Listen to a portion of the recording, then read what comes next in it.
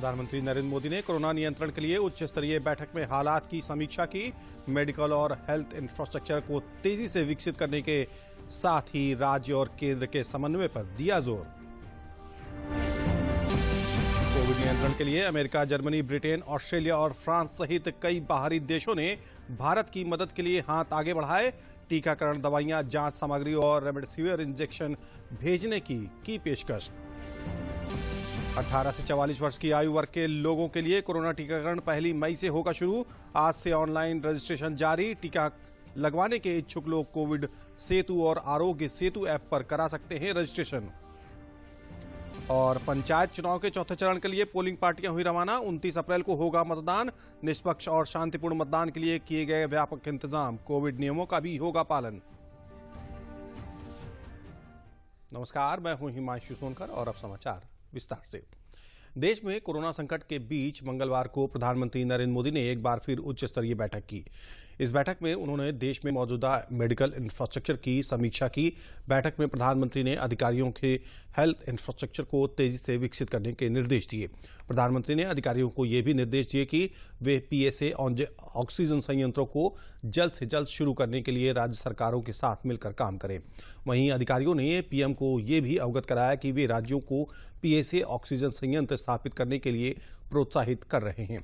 PM ने जोर देकर कहा, कोविड प्रबंधन के संबंध में विशिष्ट दिशा निर्देशों और रणनीतियों को ठीक से लागू करने की आवश्यकता है। और विदेश से भी अलग अलग देशों से भारत के लिए मदद के लिए हाथ आगे बढ़ाए जा रहे हैं। चाहे अमेरिका हो, जर्मनी, ब्रिटेन, ऑस्ट्रेलिया या फ्रांस, कई देश भारत की मदद के लिए सामने आ रहे हैं। कोई ऑक्सीजन के मोर्चे पर मदद करने की बात कर रहा है, तो कोई रेमडेसिविर इंजेक्शन भेजने की बात कह रहा है, तो कोई टीकाकरण और टेस्टिंग को लेकर सामग्री भेजने की पेशकश कर रहा है। आइए देते हैं आपको ये पूरा ब्यौरा। कोरोना महामारी की शुरुआत में भारत ने वसुधैव कुटुंबकम और मानवता के देशों से जो कदम उठाए, उसी का नतीजा है कि आज कोरोना की दूसरी लहर में दुनिया के तमाम बड़े से लेकर छोटे देश भारत के सहयोग के लिए आगे आ रहे हैं। पिछले 24 घंटे में भारत को समर्थन करने वाले देशों की संख्या तेजी से बढ़ी है। अमेरिका, ब्रिटेन, सिंगापुर और थाईलैंड से उड़ानें दिल्ली पहुंच रही हैं, जिसमें जीवन रक्षक ऑक्सीजन के साथ ही वेंटिलेटर जैसे बहुत जरूरी चिकित्सा उपकरण लोगों की मदद के लिए आए हैं। फ्रांस, ऑस्ट्रेलिया और भूटान समेत तमाम अन्य देशों ने भी आने वाले दिनों में राहत सामग्री देने का भरोसा दिया है। सोमवार रात को प्रधानमंत्री नरेंद्र मोदी ने अमेरिका के राष्ट्रपति जो बाइडेन से फोन पर बातचीत की। दोनों नेताओं ने कोविड की दूसरी लहर से निपटने के उपायों पर बात की। ऐसे कई क्षेत्र हैं जिनमें भारत को इस समय बेहद मदद की जरूरत है।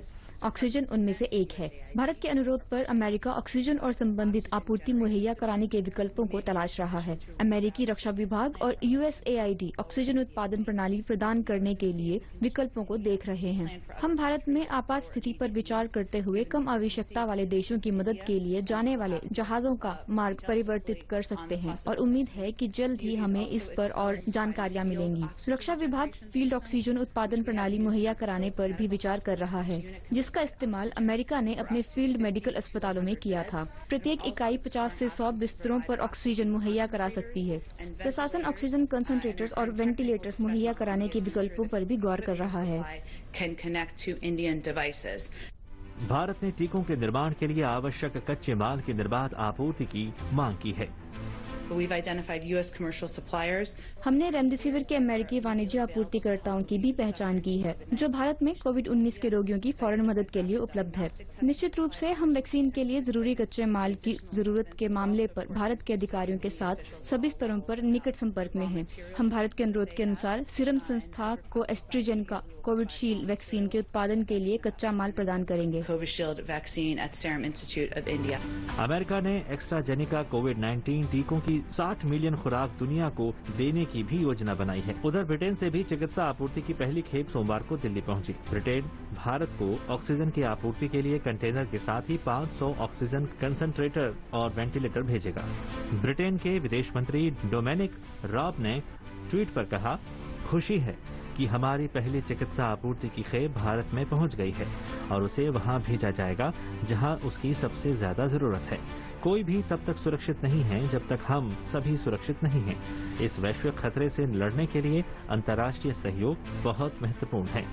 उधर फ्रांस के राष्ट्रपति एमेनुअल मैक्रॉन ने भारत के साथ भावनात्मक एकजुटता दर्शाने के लिए हिंदी में एक संदेश जारी किया है।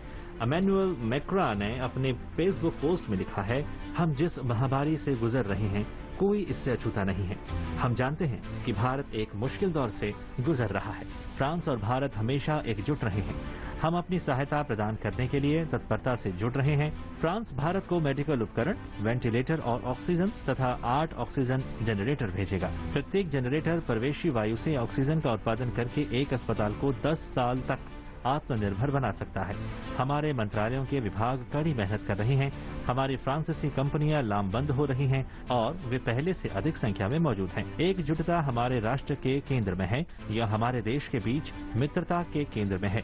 हम एक साथ मिलकर जीतेंगे। संकट की इस घड़ी में ऑस्ट्रेलिया भी मदद को सामने आया है। What Australia will do is will provide an initial package, and I stress this is an initial package.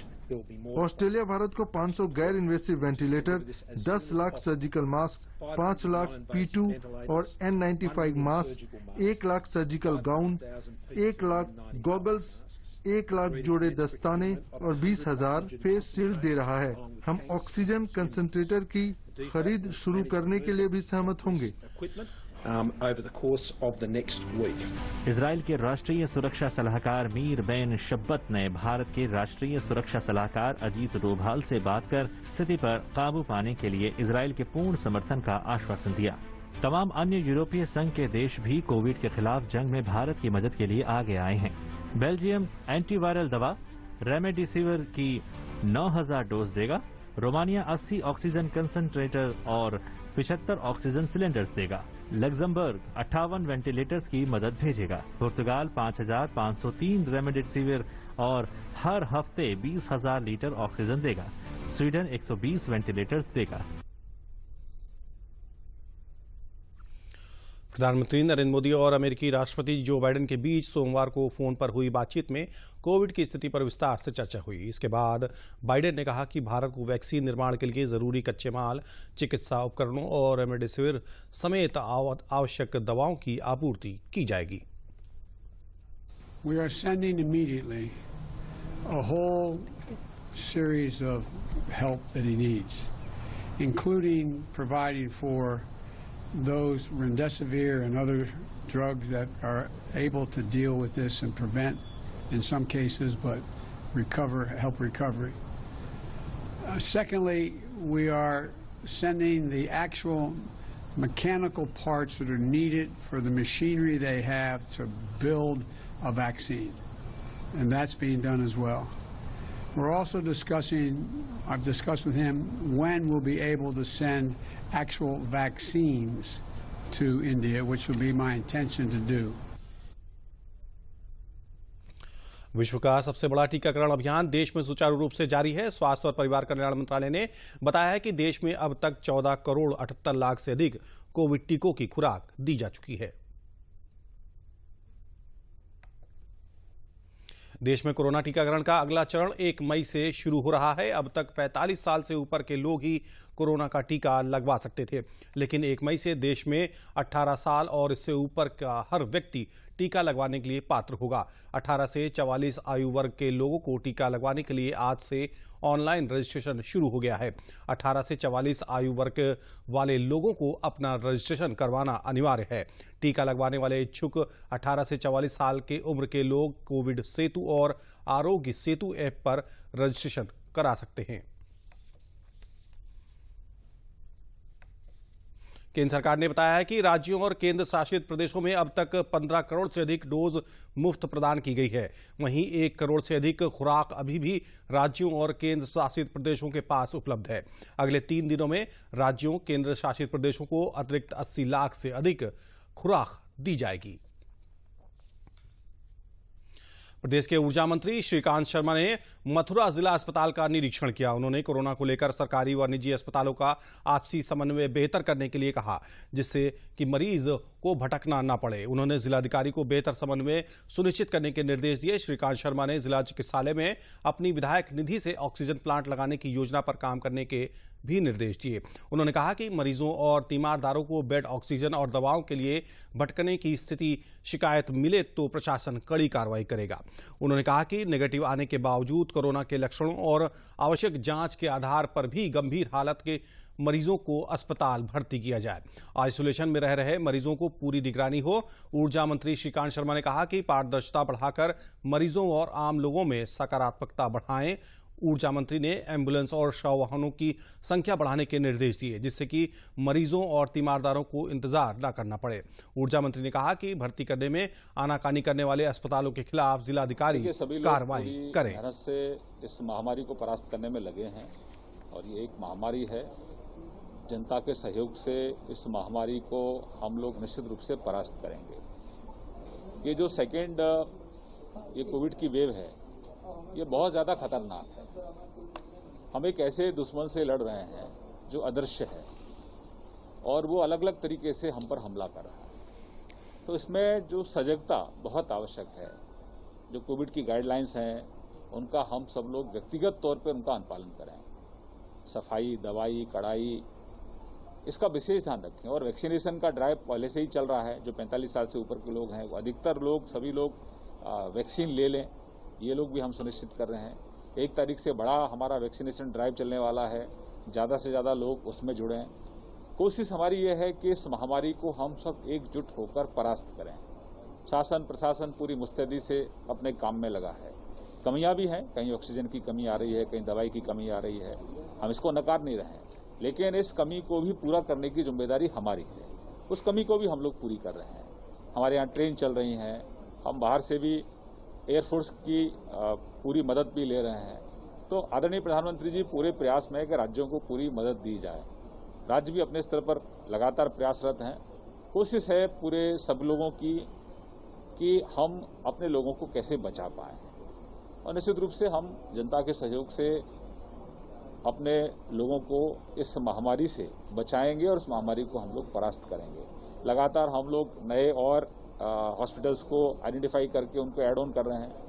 अभी जैसे आने वाले समय में 1 सप्ताह बाद स्वर्ण जयंती जो हॉस्पिटल है यहाँ, उसमें लगभग 100 से ऊपर बेड उपलब्ध हो जाएंगे। जो बेड हैं जैसे केडी है, केएम मेडिकल कॉलेज है, नियति है, वहाँ पर भी लगातार बेडों की संख्या बढ़े, इस पर भी हम लोग काम कर रहे हैं। ऑक्सीजन बेड की संख्या बढ़े, इस पर काम कर रहे हैं। ऑक्सीजन समय से पहले यहाँ पहुँचे, उस पर भी हम लोग काम कर रहे हैं। किसी दवाई की कोई कमी ना रहे, इस पर भी लगातार काम कर रहे हैं। लेकिन ये महामारी है, हमारे पास जितना इंफ्रा है कहीं उससे 3 गुना 4 गुना ये हमारे पास मरीज भी आ रहे हैं। तो उन सबको दवा उपलब्ध कराना, उन सबकी जो आवश्यकता है उसको पूरा करना, ये हमारी प्राथमिकता में और हम इसमें पूरी तरह से जनता के सहयोग से हम काम कर रहे हैं। मैं अपील करना चाहता हूं एक बार आपके माध्यम से सभी लोगों को कि कहीं पर भी जैसे आपको सिम्टम्स हैं, तुरंत आप अपना टेस्ट कराएं और घर पर जो दवा हम लोग उपलब्ध करा रहे हैं, इनिशियल स्टेज पर जिन जिन लोगों ने दवा ली है उसके अच्छे परिणाम हैं।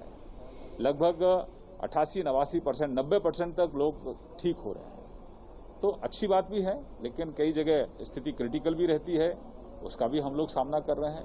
कई लोग हमारे बीच में से चले गए, बहुत दुखद है, लेकिन सबका प्रयास है कि अपने लोगों को, ज़्यादा से ज़्यादा लोगों को कैसे बचाया जाए। जिले के 3 उद्यमी ऑक्सीजन प्लांट लगाने के लिए सामने आए हैं। जिला उद्योग ने इन तीनों उद्यमियों के प्रस्ताव शासन को भेजे हैं। उद्यमियों का कहना है कि व्यवसाय के उद्देश्य से इस क्षेत्र में नहीं आ रहे, उनके अन्य कारोबार फल फूल रहे हैं। जिले में ऑक्सीजन की उपलब्धता को बनाए रखने के लिए उन्होंने ये कदम उठाया है। संक्रमण होने के बाद लोगों की सांसें इसी के सहारे हैं, इसलिए हम ये प्लांट लगा रहे हैं ताकि इस संक्रमण काल में लोगों की जान बचाई जा सके।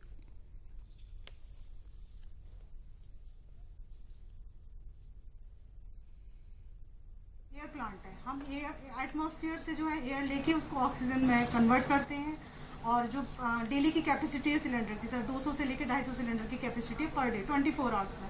अगर कोई टेक्निकल प्रॉब्लम नहीं आती है तो मैं पहले तो हमारी प्रायोरिटी जो है गवर्नमेंट हॉस्पिटल है, ताकि कोई भी जो कोविड सेंटर्स बनाए गए गवर्नमेंट की तरफ से, किसी भी पेशेंट को कोई प्रॉब्लम ना हो, ऑक्सीजन की कमी की वजह से किसी पेशेंट की डेथ ना हो। मैं आजकल की जो कोरोना काल में कोरोना के संक्रमण की जो स्थिति बनी हुई है, लोगों की जान पर जो लोगों की जान की जो समस्या उत्पन्न हो रही है ऑक्सीजन की वजह से और दवाइयों की वजह से, तो मैं भारतीय नागरिक होने के नाते मेरा ये दायित्व बनता है कि मैं अपना किसी प्रकार से योगदान प्रस्तुत कर सकूं। मेरे पास रिटायरमेंट के फंड्स हैं, मेरे पास जगह है, तो मेरा एक विचार मेरे दिमाग में आया कि मैं किस प्रकार से लोगों की सहायता कर सकता हूं। तो मेरा एक निवेदन मैंने डिस्ट्रिक्ट इंडस्ट्री सेंटर पे जीएम साहब से मिलकर के मैंने एक प्रस्ताव दिया कि मैं ऑक्सीजन प्लांट के लिए अपने आप को ऑफर कर रहा हूँ। मेरे पास सारी व्यवस्था है, धन की भी है और मेरे पास ज़मीन की भी है, तो किसी प्रकार की कोई समस्या नहीं है।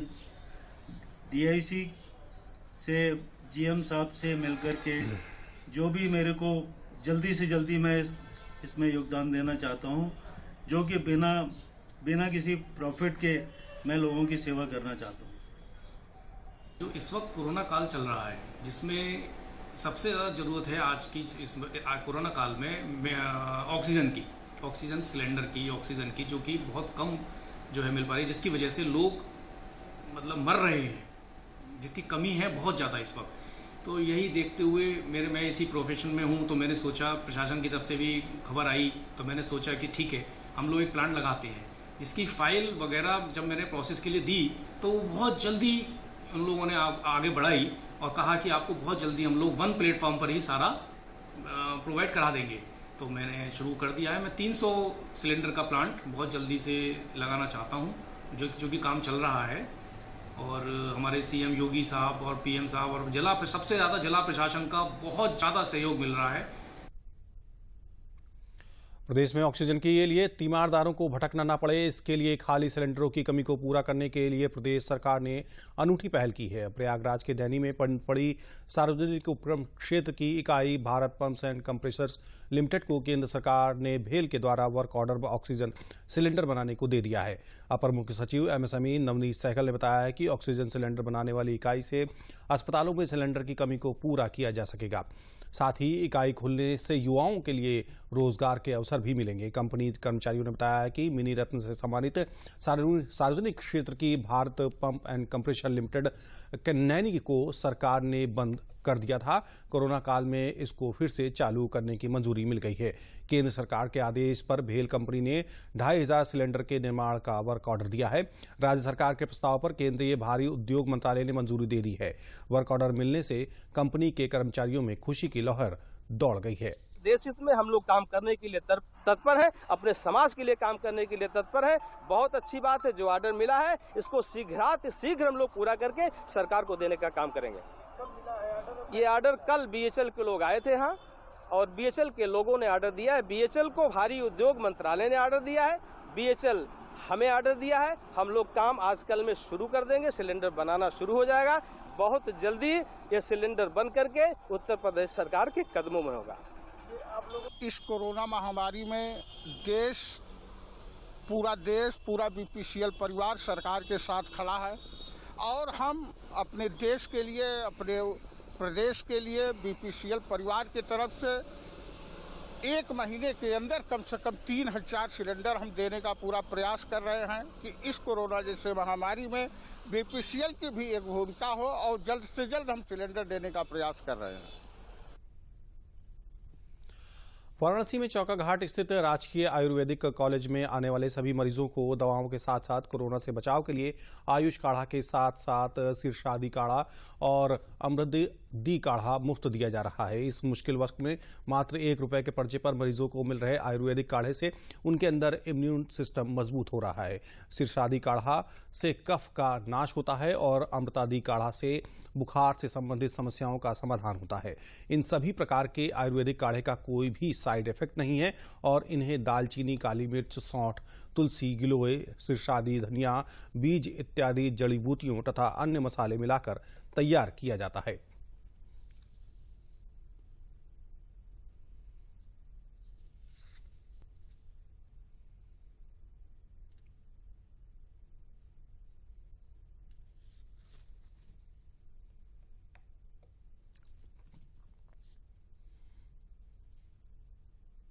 हमारे यहाँ आयुष क्वाथ है या कुछ और भी काढ़े हैं, जैसे शिरीषादि क्वाथ है, अमृतादि क्वाथ है, गोजीवादि क्वाथ है।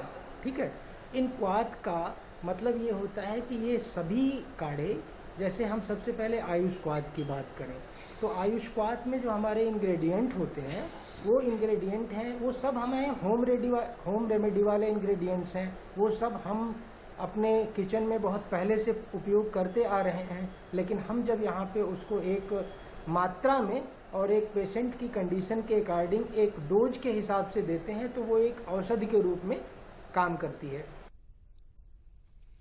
जनपद हापुड़ में त्रिस्तरीय पंचायत चुनाव के चौथे चरण के लिए जिले के करीब 1200 से अधिक बूथों पर 29 अप्रैल को वोट डाले जाएंगे। शांतिपूर्ण और निष्पक्ष मतदान के लिए आज जिले के 3 स्थानों से पोलिंग पार्टियों को रवाना किया गया। त्रिस्तरीय पंचायत चुनाव संपन्न कराने के लिए जिले के 1235 बूथों पर 4240 मतदान कर्मियों की ड्यूटी लगाई गई है। इन मतदान कर्मियों में एक पीठासीन अधिकारी समेत प्रथम, द्वितीय और तृतीय मतदान अधिकारी होंगे, यानी एक बूथ पर 4 लोगों की टीम होगी जो मतदान कराएगी। इसके अलावा मतदान शांतिपूर्ण तरीके से संपन्न कराने के लिए जिले के 1235 बूथों पर सुरक्षा व्यवस्था को पुख्ता रखने के लिए 92 सेक्टर मजिस्ट्रेट और 12 जोनल मजिस्ट्रेट भी तैनात किए गए हैं, जिससे कि मतदान के दौरान किसी प्रकार की परेशानी न हो। के अनुसार लगाया गया है और सभी शांतिपूर्ण तरीके से यहाँ पे पोलिंग पार्टियाँ रवाना हो रही हैं। जैसा कि सबको कोविड के नियम बता दिए गए हैं और सभी मास्क, सैनिटाइजर वगैरह का यूज़ कर रहे हैं और आज शाम को हम सब पोलिंग पार्टी अपने मतदान स्थल पहुँच जाएंगी। आदेश दिए गए हैं मजिस्ट्रेट साहब द्वारा कि चुनाव शांतिपूर्ण तरीके से निष्पक्ष भाव से कराए जाएं और हम भी चाहते हैं कि सभी लोग आपके चैनल के माध्यम से हम ये कहना चाहते हैं कि सभी लोग कोविड का पालन करें और जो है मास्क, सैनिटाइजर वगैरह का ध्यान जरूर रखें। अंबेडकर नगर में त्रिस्तरीय पंचायत चुनाव के चौथे चरण में 29 अप्रैल को होने वाले मतदान के लिए सभी 9 ब्लॉक मुख्यालयों से 2754 पोलिंग पार्टियां रवाना हो रही हैं। 270 कर्मचारियों को रिजर्व में रखा गया है। वहीं चुनाव को सकुशल संपन्न कराने के लिए जिले के सीमाओं पर 27 बैरियर भी लगाए गए हैं। रामनगर ब्लॉक मुख्यालय पर मौजूद ब्लॉक निर्वाचन अधिकारी राकेश कुमार दुबे ने बताया कि पोलिंग पार्टियां रवाना हो रही हैं और सभी कोविड-19 प्रोटोकॉल का पालन कर रहे हैं। शांतिपूर्ण मतदान कराने के लिए सुरक्षा के पुख्ता इंतजाम किए गए हैं। सेक्टर मजिस्ट्रेट के अतिरिक्त जोनल मजिस्ट्रेट भी लगाए गए हैं और सेक्टर मजिस्ट्रेट भी आ गए हैं। लगभग सभी हमारी पोलिंग पार्टियां रवाना होनी शुरू हो गई है। कोविड प्रोटोकॉल का हम लोग पालन कर रहे हैं। सुरक्षा के भी हमारे इंतजाम ठीक ठाक है, कोई दिक्कत नहीं है और फिलहाल हमारी पोलिंग पार्टियां रवाना होना शुरू हो गई है। शांतिपूर्ण मतदान कराने के लिए पूरी पुलिस फोर्स की व्यवस्था है। हर बूथ पर, हर सेक्टर में हमारे सेक्टर मजिस्ट्रेट तैनात हैं। स्वच्छ वायु और पानी जीवन का आधार है। चित्रकूट जिले के जीवनदायिनी कही जाने वाली मंदाकिनी नदी इन दिनों जलीय वनस्पति से अटी पड़ी है। विगत वर्षों में प्रधानमंत्री नरेंद्र मोदी के स्वच्छता अभियान से प्रेरित स्थानीय युवा प्राकृतिक जल स्रोत मंदाकिनी नदी में रामघाट के दोनों ओर उगी वनस्पति को हटाने में लगे हैं, जिससे मंदाकिनी नदी स्थित घाटों में स्थानीय लोग और यहां आने वाले श्रद्धालु स्नान और आचमन कर सकें। मंदाकिनी नदी की सफाई में लगे स्थानीय युवाओं ने बताया कि नदी की स्थिति को देखते हुए वे इस समय पर सफाई कार्य करते रहते हैं ताकि इस नदी का अस्तित्व बना रहे और यहां आने वाले स्थानीय लोगों और श्रद्धालुओं को स्नान और आचमन के लिए साफ पानी मिल सके। ये मां मंदाकिनी नदी है। ये इस नदी की काई वगैरह जो पानी की घास है वो हम लोग निकालते सफाई करते रहते हैं। इसका हम लोग पानी पीते हैं, जल चढ़ता है। इसी में हम लोग का ये नाव चलाते हैं, नाव चालक हैं। इसी से हम लोग का पेट रोटी जिंदा चलता है। हम लोग की सफाई करते रहते हैं हर महीने। बरेली जिले में किसानों को अब अपने क्षेत्र में के ही क्रय केंद्र पर गेहूं बेचने की बाध्यता नहीं होगी। सरकार ने इस बाध्यता को खत्म करते हुए जिले के सभी गेहूं क्रय केंद्रों को संबद्ध किया है। किसान अपने गांव के केंद्र पर रजिस्ट्रेशन कराकर शहर के केंद्र पर उपज बेच सकता है। इस व्यवस्था से किसानों को उनकी उपज का सही मूल्य मिल सकेगा। जिले में किसान ऑनलाइन रजिस्ट्रेशन कराकर अपनी उपज बेच रहे हैं। यहां तक कि अगर दूसरे जिले का किसान अन्य जिले में अपनी उपज बेचना चाहता है तो वो खरीद अधिकारी से बात कर अपनी उपज बेच सकता है। जिले में 116 केंद्र बनाए गए हैं जो सभी एक दूसरे से संबद्ध हैं। सभी केंद्रों पर कोरोना की गाइडलाइन का भी पूरी तरह से पालन किया जा रहा है। स्थापित हुए हैं जिन पे खरीद की जा रही है, उसपे सबसे मेन बात यह है कि अधिक से अधिक केंद्र हम लोगों ने मंडियों में स्थापित किए हैं। पहले व्यवस्था थी कि जो केंद्र मंडी में बनेंगे उस पर पूरे ज़िले का किसान बेच सकेगा, लेकिन जो मंडी के बाहर रहेंगे उस पर रिस्ट्रिक्शन रहेगा, कुछ ही गांव वहां से अटैच किए जाएंगे, वो बेचेंगे। लेकिन फिर इसको जो है सरकार ने हटा दिया है। अब नई व्यवस्था के तहत किसी भी केंद्र पे ज़िले का कोई भी किसान अपना गेहूँ बेच सकेगा। इसके लिए ऑनलाइन व्यवस्था कर दी गई है और इस बार अब किसान जो है वहाँ पे गेहूँ बेच भी रहे हैं। कोविड के लिए हम लोगों ने प्रत्येक सेंटर पे मास्क, सैनिटाइजर, साबुन और पानी की व्यवस्था रखी है और सभी को ये निर्देश भी दिए गए हैं कि थर्मामीटर और स्कैनर ये सब भी रखें। हम अपना मतलब गेहूँ लेके आए हैं यहाँ, तो ये कोरोना जो चल रहा प्रोग्राम, इससे हम थोड़ा अपना बच के रह रहे हैं काफ़ी।